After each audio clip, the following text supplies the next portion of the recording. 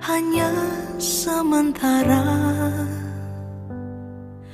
Tak ada satupun yang dapat ku bawa saat ku kembali padanya. Ku sadari singkat hidup ini seperti embun pagi yang datang dan pergi.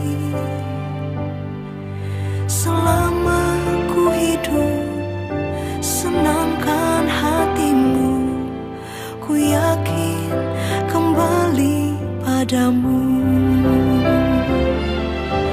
Janjimu kan membawaku di mana kau ada, aku pun berada. Ku nanti datangnya harimu, bila tiba saatnya, ingatlah aku, bahwa ku tinggal bersamamu.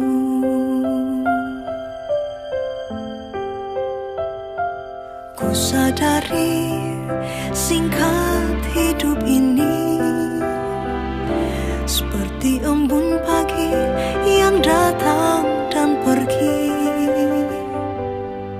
Selama ku hidup, senangkan hatimu, ku yakin kembali padamu. Janjimu kan membawaku di mana kau ada, aku pun berada. Ku nanti datangnya harimu, bila tiba saatnya, ingatlah aku, bahwa ku tinggal bersamamu.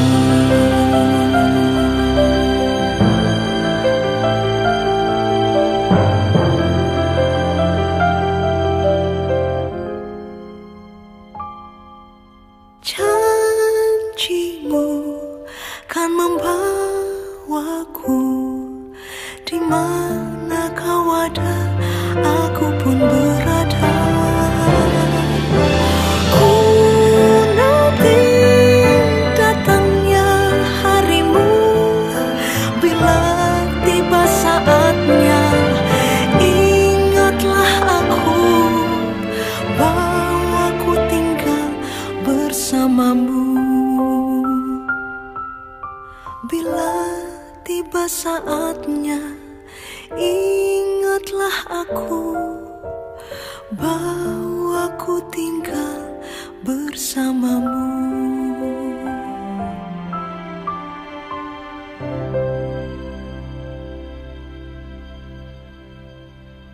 Tepuk tangan bagi Allah kita. Wow. Silahkan kembali duduk. Shalom. Baru terdengar 5 orang. Shalom. Terakhir saya ada bersama dengan Anda Oktober 2018 dan satu kehormatan kembali sepanjang hari ini 9 kali ibadah saya bisa kembali bersama dengan Anda. Apa kabar? Basi sih pertanyaannya, tapi saya sungguh ingin lihat tangan-tangan yang mengalami keluar biasaan Tuhan. Jangan setengah tiang, itu tanda kematian. Katakan kepada sebelah kanan kiri jabat tangan, bilang begini, Yesus gue mantul. Kita punya Yesus yang mantap betul. Kita berikan tepuk tangan bagi Yesus kita. Yuk langsung kita buka catatan. Saya sebagai pengkhotbah yang terakhir 9 bulan yang lalu ada bersama dengan Anda. Sebetulnya stok khotbah saya banyak. Tetapi impresi sangat kuat sepanjang hari ini. Saya hanya membahas satu tema untuk seluruh 9 ibadah yang Tuhan percayakan untuk saya bagikan bersama dengan jemaat Tuhan di tempat ini. Langsung diperlihatkan kita akan membahas peperangan rohani itu nyata. Saya berikan judul tema khotbahnya, Spiritual Warfare is Real. Peperangan rohani bukan halusinasi. Peperangan rohani itu nyata. Dan saya memberanikan diri berkata sebagai orang percaya, peperangan rohani kita sesungguhnya frontal. Karena Efesus berkata, peperangan kita bukan dengan darah dan daging, tapi dengan penguasa di udara. Tolong katakan ya. Yang jadi masalah adalah kita tidak hidup di ruang hampa udara. Dimanapun kita berada, kita berjumpa dengan udara. Dan ternyata di udara itulah ada penguasanya. Peperangan rohani tidak mengenal kata cuti. Peperangan rohani tidak mengenal kata jeda. Peperangan rohani tidak mengenal kata liburan. Bagi yang tertarik, dicatat, peperangan rohani setiap detik terjadi dalam kehidupan kita. Bahkan ketika Anda berpikir, oh enggak, di gereja nggak mungkin peperangan rohani. Tetapi saya mendapati sebagai hamba Allah, saya mendapati sebagai gembala sidang, justru banyak orang kalah di gereja. Udah ibadah cuma 1 jam, bukannya dengar khotbah tapi baca WA. Siapa yang sudah dengan saya? Di tengah-tengah ibadah pun ada godaan. Lah kok menang wae? Siapa yang sudah dengan saya? Di tengah-tengah ibadah pun ada tantangannya. Baru di gereja sudah kalah, apalagi di luar, Pak. Wong di dalam gereja saja kita sudah takluk dengan penguasa yang ada di udara. Dan kita akan bahas ini. Peperangan rohani itu nyata. Dan kalau Anda memperhatikan, yuk sama-sama kita buka Matius 13 ayat yang ke-24 sampai dengan ayat yang ke-30. Dari perikopnya saja LAI sudah menunjukkan dengan tepat perumpamaan tentang lalang di antara gandum. Catat dengan cepat. Siapa itu lalang? Kuasa si jahat. Siapa itu lalang? Kuasa iblis. Siapa itu lalang? Manifestasi daripada kerajaan kegelapan yang hanya hadir untuk membunuh dan membinasakan. Yesus berkata demikian. Dia datang untuk memberikan hidup.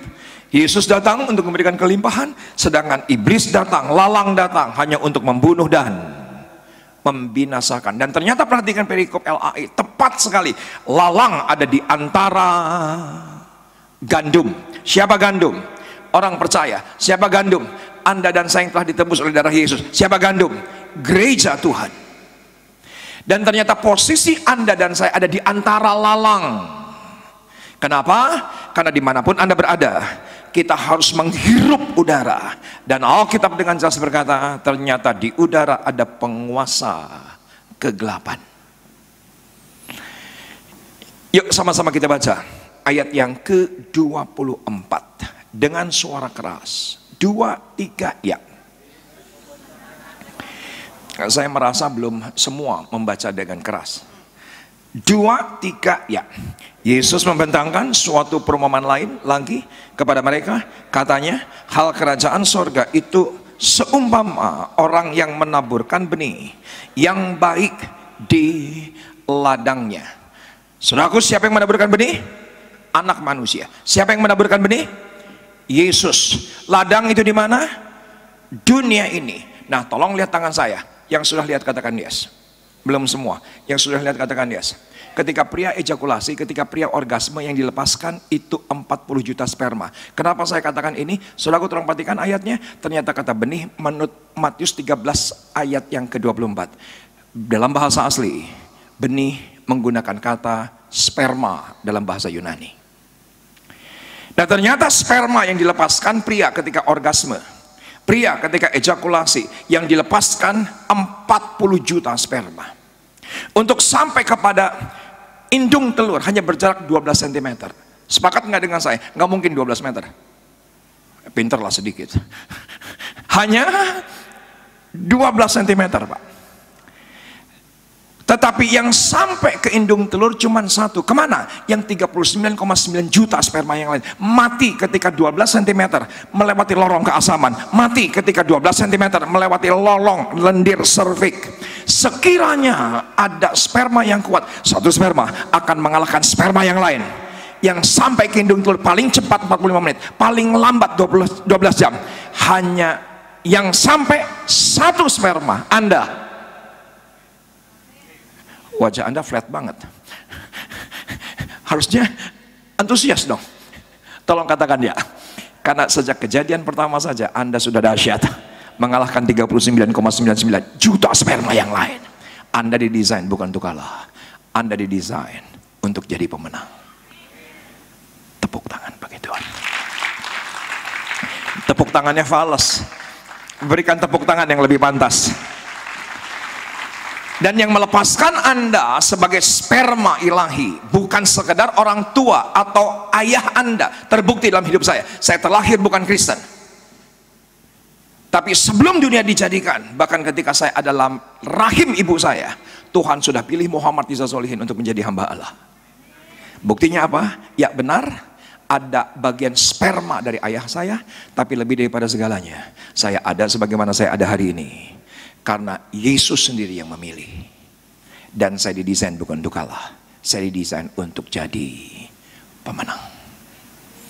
Tapi perhatikan para pemenang, ayat yang ke-25. Anda harus alert, Anda harus berjaga dengan ayat yang ke-25. Tetapi pada waktu semua orang tidur, katakan bersama dengan saya, tidur. Datanglah musuhnya menaburkan benih lalang yang hanya untuk membunuh dan membinasakan. Benih setan, benih iblis, benih si jahat di antara gandum itu lalu pergi. Saudaraku, hati-hati dengan satu kata para menang, yaitu tidur. Saya sudah khotbah 20 tahun seperti hari ini saya khotbah, Pak. Saya sudah tahu model ngangguk jemaat. Tambah lama tambah pinter. Apalagi yang kekenyangan. Kalau yang aminnya mantap, turun jelas, naik jelas. Tapi beberapa Anda sudah terlihat dari sini, turunnya pelan. Naiknya cepet banget. Itu artinya tidur. Katakan kepada sebelah kanan kiri jabat tangan, jangan tidur di gereja. Loh kok menang? Katakan jangan tidur di tempat ibadah. Karena ketika Anda tidur itu awal malapetaka. Iman Anda tidur, pengharapan Anda tidur, kasih Anda tidur, penginjilan Anda tidur, taburan Anda tidur. Apa yang terjadi? Itu awal kejatuhan. Setuju dengan saya? Ayatnya berkata demikian. Ketika semua orang tidur, apa yang terjadi? Dia datang hanya untuk membunuh dan membinasakan. Perhatikan ayat yang ke-26. Yuk sama-sama kita baca dengan suara keras. 2, 3, iya. Ketika gandum itu tumbuh dan mulai berbulir, nampak jugalah lalang itu. Kamera tolong perlihatkan tangan saya. Yang sudah lihat katakan yes. Oke, tolong lihat tangan saya. Ketika gandum itu tumbuh, ternyata lalang itu tumbuh. Ketika imanmu tumbuh, siapa yang sepakat dengan saya? Persoalan bukan selesai, tantangan semakin nyata datang. Kenapa? Karena ketika engkau tumbuh, ternyata lalang juga tumbuh. Silahkan duduk dulu. Silahkan duduk dulu. Supaya kembali lihat tangan saya. Perhatikan tangan saya. Yang sudah memperhatikan katakan yes. Siapa yang sepakat dengan saya? Ketika iman kita tumbuh, pelayanan kita tumbuh, kasih kita tumbuh, ternyata peperangan rohani tidak berhenti. Justru semakin frontal. Ada banyak orang bilang gini, Pak saya sudah jadi pengurus gereja, bukannya persoalan perkawinan selesai, tapi perkawinan saya kok malah setan kembali menggoda. Siapa yang sudah dengan saya? Ternyata normal. Sepakat ya Pak ya? Ternyata itu normal. Ada banyak orang berkata, Pak saya sudah sungguh-sungguh dengan Tuhan, tapi kenapa peperangan rohani bukannya selesai tapi semakin frontal? Ternyata itu normal. Karena ketika gandum itu tumbuh, lalang itu mulai tumbuh. Nah tolong lihat tangan saya. Yang sudah lihat katakan yes. Ini jadi masalah Pak. Ketika Anda tumbuh dan tiba-tiba berhenti karena puas, tiba-tiba Anda berhenti karena Anda berkata, enggak, yang penting hari ini kan sudah lebih baik dibandingkan kemarin. Apa yang terjadi? Ketika Anda tidur, lalangnya terus tumbuh. Nah kita yang ditelan lalang. Itu yang terjadi Pak. Saya berdoa, tidak ada seorang pun yang jadi bulan-bulanan setan. Bagaimana cara menang lawan lalang? Anda catat apa yang saya katakan. Satu-satunya jalan, terus bertumbuh dan berbuah. Katakan ya. Maaf, tengking setan percuma. Tengking setan percuma. Mana ayatnya? Perhatikan ayatnya. Ini bukan tafsiran. Alkitab yang berkata demikian. Perhatikan ayat yang selanjutnya. Maka datanglah hamba-hamba Tuhan ladang itu kepadanya dan berkata, Tuhan, bukankah benih baik yang Tuhan taburkan di ladang Tuhan? Dari manakah lalang itu? 28. Jawab Tuhan itu, seorang musuh yang melakukannya. Lalu berkatalah hamba-hamba itu kepadanya, jadi maukah Tuhan supaya kami pergi mencabut lalang itu? Sepakat nggak dengan saya? Inilah yang terjadi pada gereja. Mari kita cabut, kita patahkan, kita tolak, kita tengking, naon deui, kita usir, naon deui, semua teknik agama. Saya minta maaf, Alkitab dengan jelas berkata, ketika ada seorang berkata, bolehkah saya cabut, bolehkah saya tengking, bolehkah saya tolak, bolehkah saya bakar? Ternyata Yesus berkata di ayat bawahnya, tapi ia berkata, jangan, sebab mungkin gandum itu tercabut pada waktu kamu mencabut lalang itu. Ternyata akar lalang dan akar gandum saling mengait. Katakan bersama dengan saya, saling mengait. Siapa yang sepakat dengan saya? Udara nggak bisa dicabut dari dunia ini. Kenapa? Karena kalau dunia ini tanpa udara, Anda mati. Sederhana kok pemikirannya. Teologi itu sangat sederhana. Dan kita berpikir yang namanya peperangan rohani itu mingguan. Kita berpikir yang namanya peperangan rohani itu bulanan. Pak, peperangan rohani setiap hari, karena kita berhadapan dengan udara. Dan ternyata dalam udara ada penguasanya. Perhatikan ayat yang ke-30. Biarkanlah keduanya tumbuh bersama. Katakan bersama dengan saya, tumbuh bersama. Siapa yang sepakat dengan saya? Lalang dan gandum tumbuh bersama. Kuasa kegelapan dan gereja tumbuh bersama. Anda nggak ikutin saya? Siapa yang sepakat dengan saya? Ternyata Anda dan saya harus sepertinya, maaf, ini bahasa aneh, akrab dengan lalang, berteman dengan lalang. Tentunya kita tidak boleh tergoda dengan iblis, tetapi bagian Anda dan saya jangan berhenti bertumbuh untuk berbuah. Jangan berhenti, karena suka tidak suka kita nggak bisa tengking, kita nggak bisa tolak. Kalaupun kita menang hari ini, besok kita perang lagi. Katakan ya. Kita berpikir habis doa malam persoalan selesai. Oh tidak, besoknya perang lagi. Karena lalang tidak mungkin tercabut. Dan Yesus berkata, nanti kelak yang mencabutnya pun bukan pendoa syafaat, tetapi adalah malaikat. Kapan? Akhir zaman. Alkitab berkata demikian. Malaikatlah yang akan mengumpulkan berkas-berkas untuk dibakar. Maka kumpulkanlah gandum itu dan masukkan dalam lumbungku, kata Tuhan. Saudaraku, peperangan rohani terus menerus, dan kita akan pelajari ada satu orang yang merasa cuti sebentar berperang, jeda sebentar berperang, dan akhirnya apa yang terjadi? Fatal. Orang luar biasa ini jatuh. 2 Samuel 11 ayat yang ke-1, saya tutup. Kita lihat satu contoh dalam Alkitab. Satu orang hebat namanya Daud, yang seharusnya perang terus menerus tapi cuti, perang terus menerus tapi jeda. Dan saya memberanikan diri berkata, oleh karena apa? Bosan. Katakan bersama dengan saya, bosan. Di mana ayatnya? Yuk kita baca. 2, 3, iya. Pada pergantian tahun, pada waktu raja-raja biasanya maju berperang, maka Daud menyuruh Yoab maju beserta orang-orangnya dan seluruh orang Israel. Mereka memusnahkan Bani Amon dan mengepung kota Rabah, sedang Daud sendiri tinggal di Yerusalem. Perhatikan kalimatnya, pada waktu raja-raja biasanya. Katakan bersama dengan saya, biasanya. Belum semua, katakan bersama dengan saya, biasanya. Siapa yang sepakat dengan saya? Kata biasanya menunjukkan sebuah tindakan terus menerus. Jawab dong. Daud dari muda berperang, bro. Iya, dia harus menjaga kawanan kambing, domba ayahnya. Dia harus halau singa dan beruang. Usia 17, perang lawan Filistin, perang lawan Goliat. Persoalan selesai? Tidak. Ternyata dia harus keluar masuk gua, menghindari rancangan jahat daripada Saul. Setelah jadi raja, ternyata dia tetap harus berperang. Bahkan ada agenda terus menerus berperang. Siapa yang sepakat dengan saya? Ada indikasi Daud bosan. Dan ketika dia bosan, apa yang terjadi? Dia bilang begini, Yoab aja yang perang. Ketika Yoab aja yang berperang, fatal akibatnya. Dia naik ke atas otoh karena dia sendirian di Yerusalem. Dan siapa yang sepakat dengan saya? Tidak ada yang salah dengan orang mandi. Konon cicing, wah itu. Namanya juga mandi, bro. Ya, emang dia harus mandi. Yang ketika mandi apa yang terjadi? Daud lihat di atas otoh. Saya minta maaf, ada kemungkinan itu bukan tindakan pertama kali, karena mereka tetanggaan. Nah kan rumahnya di sebelah. Uria kan stafnya Daud, betul enggak? Kenal enggak? Pasti kenal. Tapi jadi masalah dia cuti karena bosan. Enggak, Yoab aja. Dan ketika dia berkata, Yoab saja, apa yang terjadi? Ternyata itu celah setan untuk membunuh dan membinasakan, yang dibayar oleh Daud. Keluarganya mahal. Oleh karena satu kata, yaitu bosan. Tolong perhatikan posisi saya berdiri. Yang sudah memperhatikan katakan yes. Belum semua. Oke, perhatikan. Sepakat nggak dengan saya ketika Anda bosan berdoa dan Anda tetap berdoa, namanya setia? Ngerti itu sih?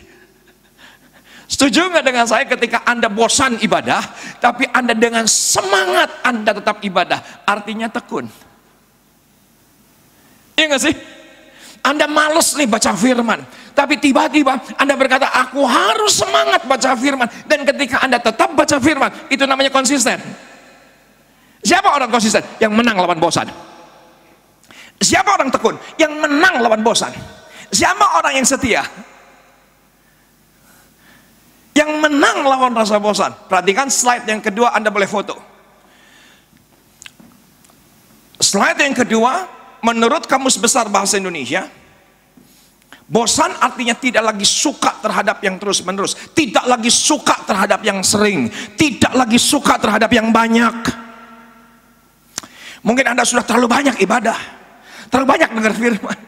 Dari cara Anda duduk aja, saya udah ketahuan mana yang bosan, mana yang enggak, kan gitu. Dari Anda cara meresponi amin, dan Anda berkata kan udah ketahuan mana yang semangat, mana yang tidak. Mungkin karena sudah terlalu banyak pelayanan, sudah terlalu banyak dengar firman, sudah terlalu banyak, akhirnya bosan. Tapi Anda jangan anggap remeh kata bosan. Catat bagi yang tertarik, karena bosan melahirkan jenuh, bosan melahirkan jemu, bosan melahirkan letih, bosan melahirkan lelah. Yang menarik perhatian saya ternyata menurut bahasa aslinya, bosan, lelah, jemu, letih, capek. Saudaraku, bahasa aslinya sama, sinonim. Jangan jemu-jemu berbuat baik, ternyata bahasa aslinya jangan bosan-bosan berbuat baik. Bosan, Pak, bisa diperlihatkan slide yang ketiga, punya daya yang besar untuk melumpuhkan. Bosan punya daya yang besar untuk menghancurkan kehidupan. Siapa yang sepakat dengan saya? Perkawinan yang dibangun bertahun-tahun bisa hancur oleh karena bosan. Betul ya, Pak? Walaupun kurang meyakinkan, gini-gini gembala, Pak.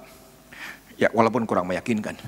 Tetapi saya memberanikan diri, banyak orang yang konseling dengan saya. Kenapa pengen cerai? Karena tidak bahagia. Kenapa pengen percaya? Karena sudah tidak satu visi lagi. Kenapa percaya? Karena sudah tidak punya misi lagi.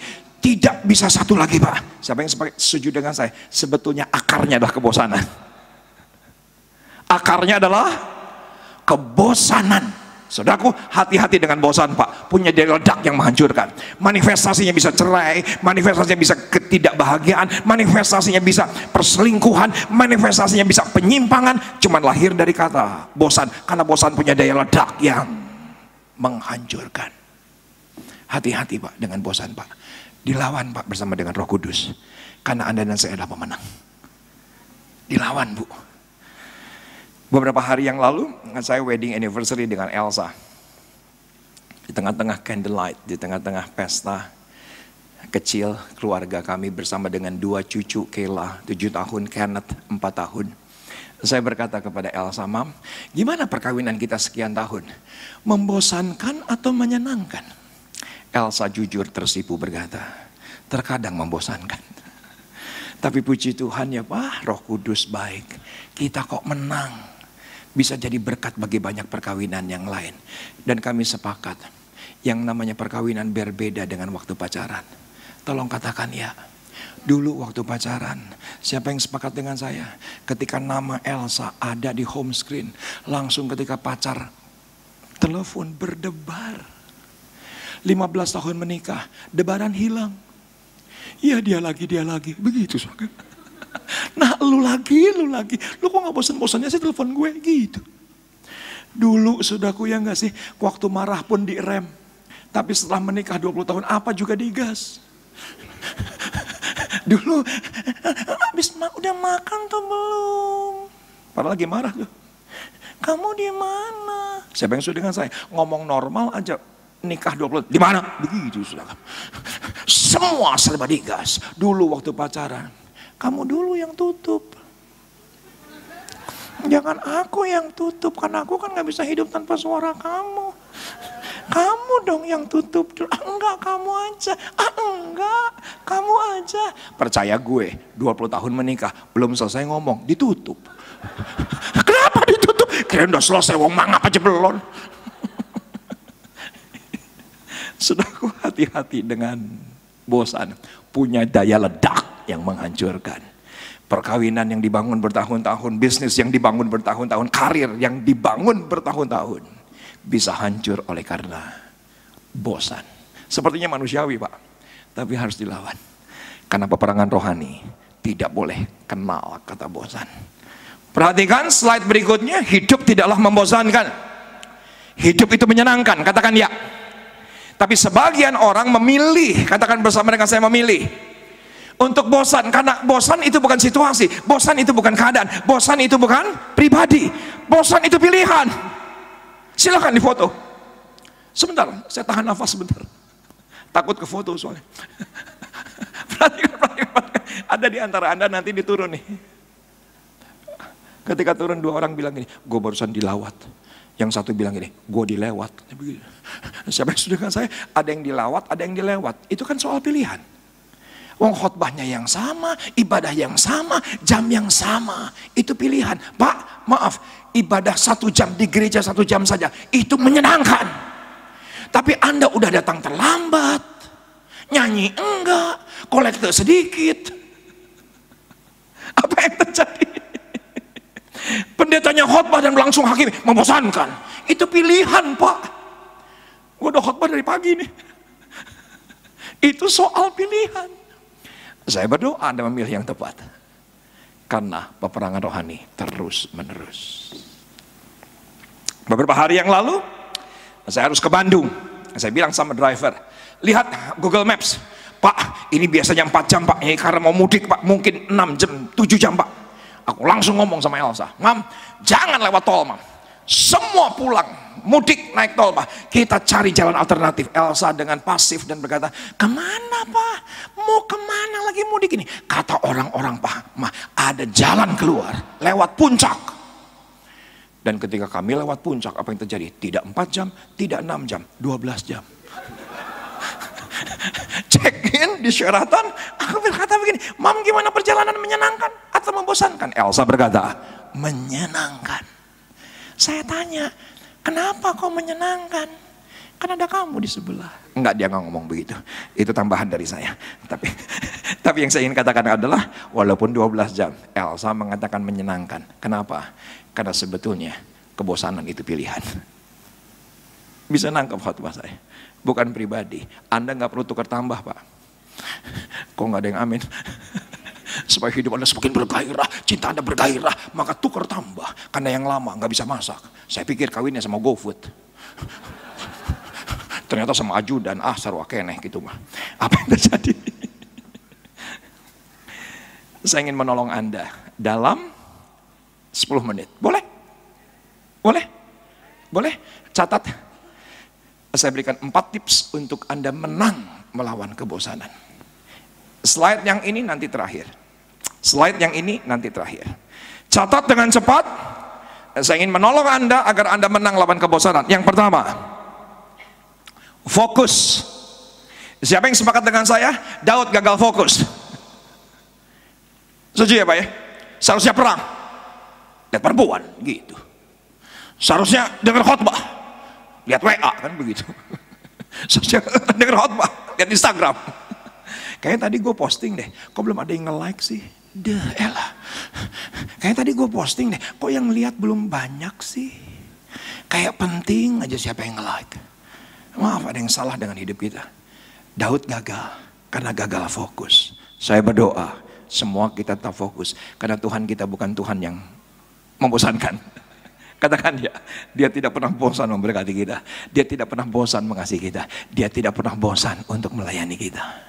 Yang pertama, fokus. Yang kedua, penting. Katakan bersama dengan saya, penting. Ketika Anda melakukan tindakan yang terus-menerus, berarti itu penting. Tolong katakan dia, Pak, saya ini beresiko nih. Khotbah dari pagi, 9 kali khotbah, outline khotbahnya sama. Saya minta maaf, ini membosankan. Tapi kenapa saya tetap khotbah outline ini? Karena ini penting. Bisa ngerti gak sih? Saya tetap semangat untuk khotbahkan ini. Padahal ini sudah khotbah yang ke-6 nih. Masih ada 3 lagi, Pak. Masih ada 3 lagi, Pak. Apakah saya kelihatan lemas apa enggak? Karena saya tahu ini penting. Karena Anda harus menang lawan bosan. Anda nggak boleh kalah sama bosan. Karena bosan punya daya ledak yang menghancurkan. Bosan punya daya ledak yang melumpuhkan. Saudaraku, ketika Anda melakukan sesuatu yang terus-menerus, berarti itu penting. Boleh jujur-jujuran? Yang boleh katakan ya. Adakah di antara Anda yang pernah bosan berdoa? Yang pernah bosan berdoa, angkat tangan. Gua duluan. Yang angkat tangan jujur, yang tidak angkat tangan pembohong besar. Adakah di antara Anda yang pernah baca firman Tuhan bosan? Yang bosan angkat tangan, gue duluan. Tapi kenapa kita tetap baca firman? Karena penting. Kenapa kita tetap berdoa? Karena penting. Catat yang ketiga, berbagi. Katakan bersama dengan saya, berbagi. Besok pagi saya bisa pastikan ada di antara Anda berkata, Senin lagi, Senin lagi. Ibu cepet banget. Lagi bosan kerja ya, Bu? Karena itu terus-menerus kita lakukan, setuju? Iya, Senin lagi kuliah lagi, kuliah lagi. Senin lagi sekolah lagi, sekolah lagi. Senin lagi kerja lagi, kerja lagi. Saudaraku, Anda harus berpikir, saya bekerja untuk berbagi. Saya bekerja bukan untuk diri sendiri. Saya bekerja untuk keluarga saya yang di kampung. Saya bekerja untuk anak saya sedang sekolah. Saya harus bekerja, kenapa? Karena adik saya sedang kuliah. Siapa yang setuju dengan saya? Ketika Anda berbagi, itu menyenangkan, tidak akan pernah membosankan. Karena berbagi.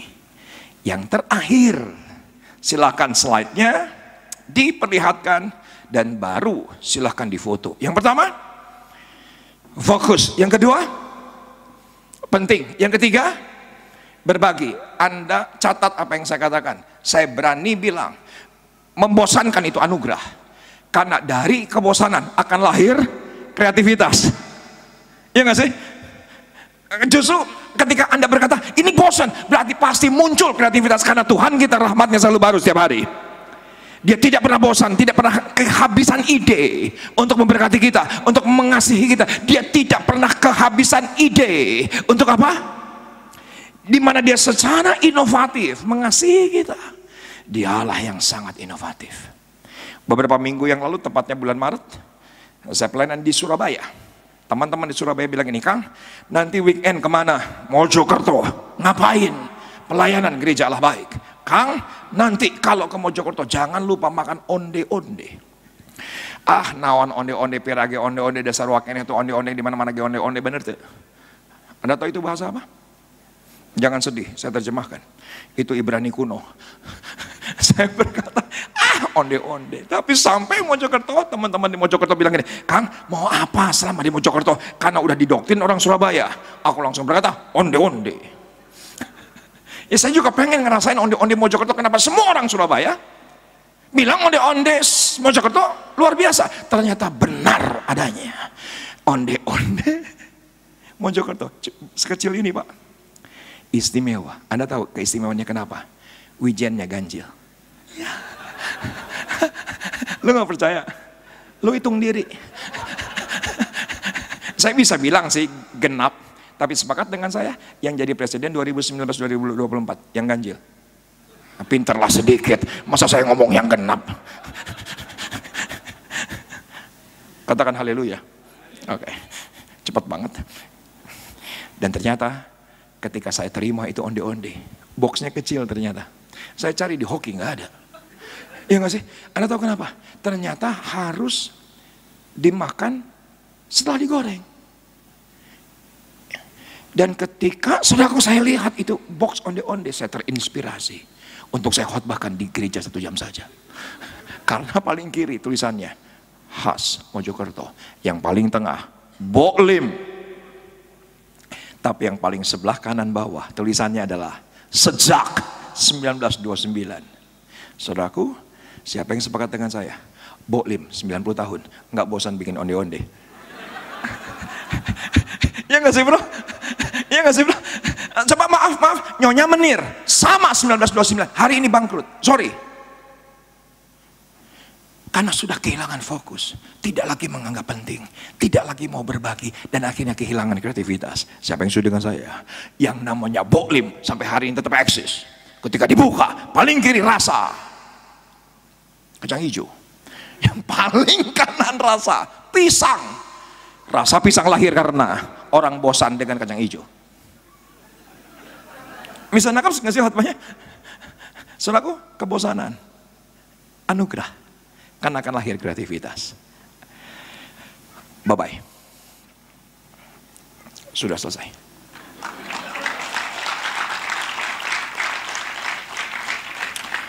Berdiri Pak, sudah selesai Pak. Berdiri Bu. Kenapa? Keenakan duduk. Yang percaya hidupnya penuh dengan mujizat Tuhan, katakan amin. Sekali lagi katakan amin. Saya percaya saudara, waktu Tuhan memurnikan hati kita semua, hidup kita bukan hanya penuh dengan mujizat, tapi siapkan hati saudara untuk terima ledakan-ledakan kuasa Tuhan. Amin. So ini lagu terakhir, saya nggak mau saudara berdiam diri. Saya mau saudara melompat, saya mau saudara menari. Bebaskan tubuh saudara, bebaskan roh saudara. Kita mau all out buat Tuhan kita, amin. Yang siap terima ledakan Tuhan, katakan amin.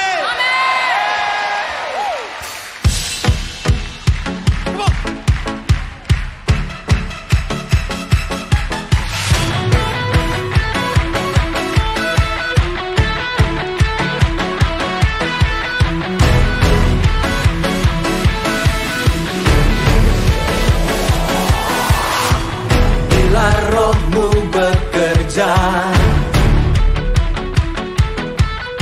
tiada yang dapat hentikan.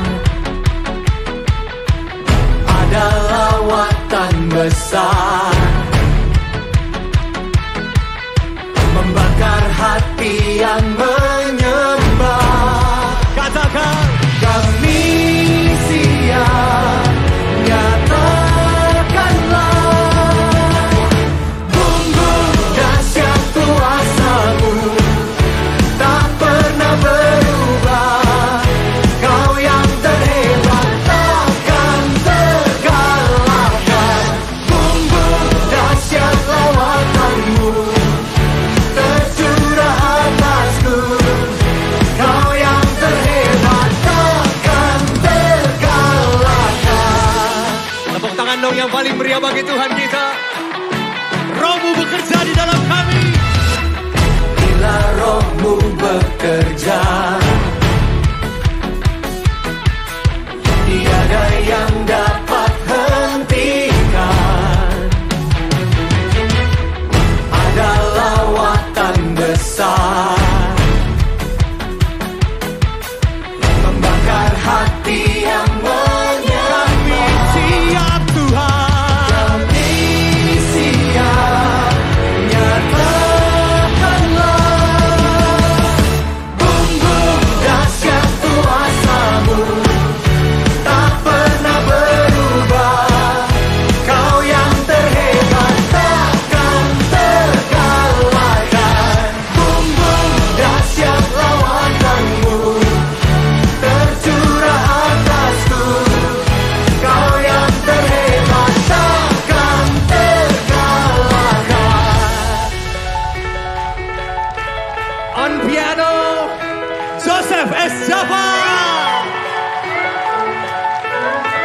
And give it up for all NDC worship musicians. And the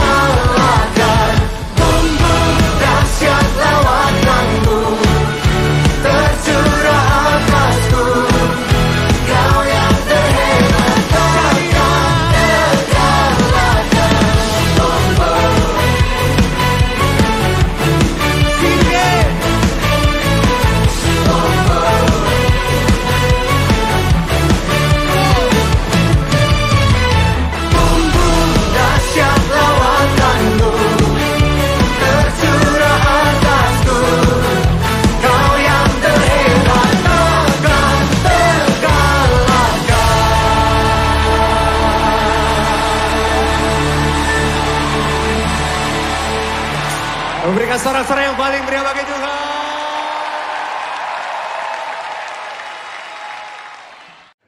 Sekarang, terimalah kasih karunia dan damai sejahtera Tuhan Yesus Kristus.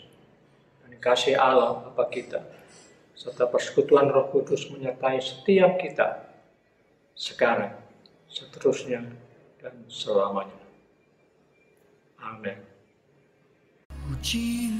Saudara telah mengikuti ibadah online GBI Alpha Omega.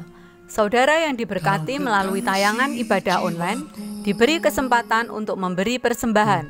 Bagi jemaat yang rindu menabur pekerjaan Tuhan di GBI Alpha Omega, dapat memberikan persembahan dan persepuluhan secara online melalui rekening BCA 014-323-7777 atas nama PT Graha Alpha Omega.